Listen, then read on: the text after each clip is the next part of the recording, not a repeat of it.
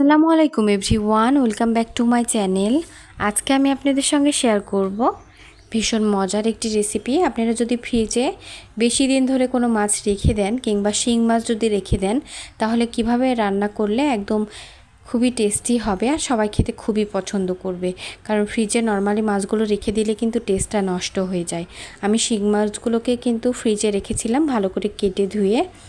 তো তারপরে আমি বের করে লেবু দিয়ে লবণ দিয়ে খুব ভালোভাবে ধুয়ে নিয়েছি। তারপরে দিয়ে দিচ্ছি পেঁয়াজ কুচি। আমি 2টা মিডিয়াম সাইজের পেঁয়াজ কুচি করে নিয়েছি, একটা রসুন কুচি করে নিয়েছি, 1 চামচ লবণ দিয়ে দিলাম, দিয়ে দিচ্ছি 1 চামচ হলুদ গুঁড়া।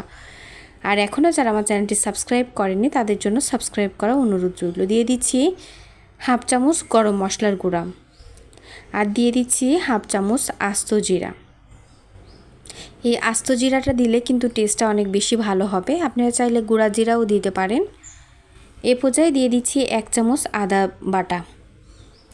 আপনারা আদা রসুন একসাথে বেটে রাখলে সেটাও দিতে পারেন। এই পর্যায়ে আমি খুব ভালোভাবে মিক্স করে নিচ্ছি। সেটা আপনি হাত দিয়ে মিক্স করে নিতে পারেন। আমার চুলাটা একটু গরম ছিল, সেজন্য প্যানটা গরম হয়ে গেছে, তাই হাত দিয়ে মাখাতে পারতেছি না। তখন আমি স্প্যাচুলার সাহায্যে ভালোভাবে একটু মিক্স করে নিচ্ছি।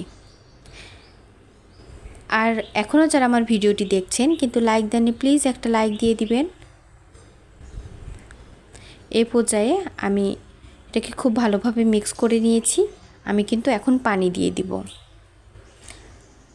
আমি 1/2 কাপের একটু বেশি পানি দিয়েছি, প্রায় 1 কাপের একটু কম পানি দিয়েছি। দেখেই বুঝতে পারতেছেন কেমন পানি দিয়েছি। এভাবে পানি দিয়ে কিন্তু মিডিয়াম আঁচে আমি এটাকে রান্না করে নিব একটু সময় নিয়ে। আর এভাবে রান্না করলে যে কোনো মাছেরই টেস্ট একদমই খারাপ লাগবে না খেতে। আর টেস্ট যেগুলো নষ্ট হয়ে যায় সেগুলো আপনারা এরকমভাবে রান্না করে নিতে পারেন। বেশি দিন ফ্রিজে রাখলে মাছগুলো তো নর্মালি টেস্টটা নষ্ট হয়ে যায়। এ পর্যায়ে দিয়ে দিচ্ছি কাঁচামরিচ ফালি করে রাখা। আমি কিন্তু শুকনো মরিচ দিইনি, গুঁড়া।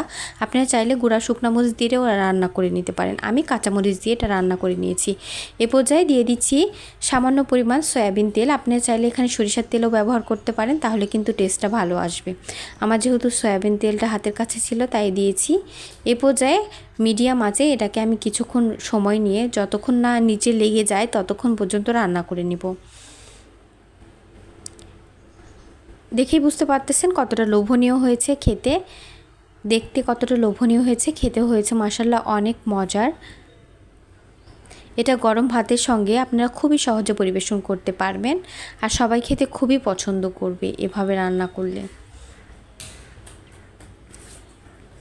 এ পর্যায়ে নেড়ে চেড়ে এরকমভাবে কিছুক্ষণ আমি মিডিয়াম আঁচে রান্না করে নিচ্ছি, এভাবে নেড়ে চেড়ে। আর এখনও যারা আমার ভিডিওতে লাইক দেননি তারা অবশ্যই লাইক দিয়ে দিবেন। আর আমার রেসিপি ভালো লাগলে অবশ্যই কমেন্ট করে জানাবেন কেমন হয়েছে আমার মজার এই শিং মাছের রেসিপিটি। আর যারা অবশ্যই ফ্রিজে বেশি দিন মাছ থাকবে তারা এভাবে রান্না করার চেষ্টা করবেন, তাহলে কিন্তু একদম স্বাদ অক্ষুণ্ণ থাকবে, কোনো সমস্যা হবে না খেতে। এই পর্যায়ে পরিবেশন করে আমি দেখিয়ে দিব কতটা লোভনীয় হয়েছে দেখতে। দেখেই বুঝতে পারতেছেন। আর এভাবে মাখো মাখো করে যদি রান্না করেন আর যদি গরম ভাতের সঙ্গে খেতে শুরু করেন তাহলে কিন্তু পুরো প্লেটের ভাতই শেষ হয়ে যাবে। এ পর্যায়ে আমার ভুনাটা একদম কমপ্লিট হয়ে গেছে। আমি কিন্তু একটা সার্ভিং প্লেটে উঠিয়ে নিব। দেখে নিচের দিকে প্রায় লেগে যাচ্ছে, দেখেই বুঝতে পারতেছেন নিচে লেগে যাচ্ছে। এটা যদি ননস্টিকের কড়াই না হয়ে অন্য কোনো অ্যালুমিনিয়ামের কড়াই হয় তাহলে কিন্তু অলরেডি লেগে যেত আর কি। এ পর্যায়ে পরিবেশন করে দেখিয়ে দিচ্ছি কতটা মজার হয়েছে দেখতে, খেতেও কিন্তু অনেক মজাদার হয়েছে। আর আমার রেসিপি ভালো লাগলে অবশ্যই চ্যানেলটি সাবস্ক্রাইব করবেন এবং পাশে থাকা বেল আইকন ক্লিক করবেন। এতক্ষণ সঙ্গে থাকার জন্য ধন্যবাদ সবাইকে।